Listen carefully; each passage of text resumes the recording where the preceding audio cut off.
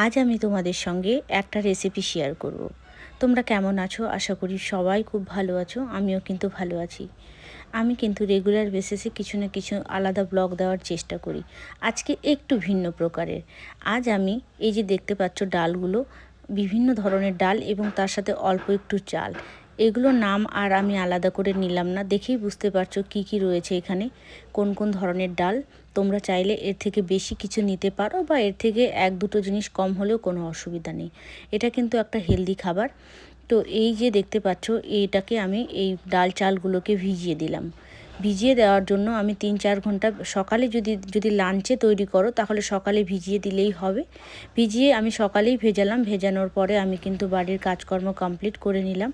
এবং আমি কিন্তু কি করি, রুম ক্লিন করার পরে আমি অবশ্যই রুমটা একটু কুল করে নিই, তাহলে রান্না করার পরে গিয়ে একটু বসতে আরাম লাগে।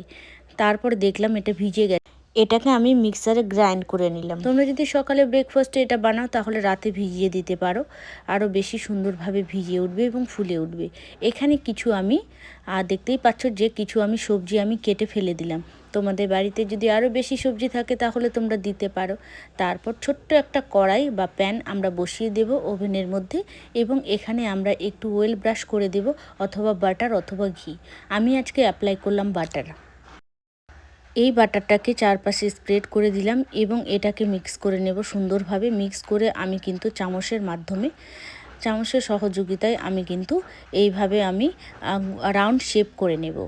একটা কথা বলে রাখি, তোমরা যখন ঘি বা বাটার ইউজ করবা তখন কিন্তু গ্যাস বা ওভেনটাকে লো ফ্লেমে করে দিবা, কারণ ঘি আর বাটারের জিনিস কিন্তু তাড়াতাড়ি পুড়ে যায় আর বেশি হিট হয়ে যায়, খুব তাড়াতাড়ি হিট হয়ে যায় অয়েলের থেকে তাড়াতাড়ি, মানে তেলের থেকে তাড়াতাড়ি।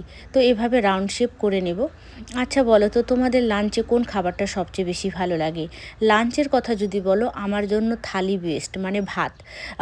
ভাতের সঙ্গে বিভিন্ন ধরনের তরি তরকারি থাকবে, মাছ মাংসও থাকবে। বাট কি বলো তো, অনেক সময় ডায়েটটা ব্যালেন্স করতে গিয়ে এরকম হেলদি খাবারগুলো আমরা কিন্তু অ্যাপ্লাই করতেই পারি। বাইরে গেলে এরকম ডায়েট ব্যালেন্স করা যায় না। আর আমাদের কাছে তো সলিউশন রয়েছে, আমরা খাবার মিল রিপ্লেসমেন্ট আমরা কিন্তু ক্যারি করতে পারি। মাঝে মধ্যে আমরা এরকম হেলদি খাবার বানিয়ে কিন্তু খেয়ে নেব। আমি কিন্তু পাবদা মাছের তরকারি এবং টক দই দিয়ে খেয়ে ফেললাম।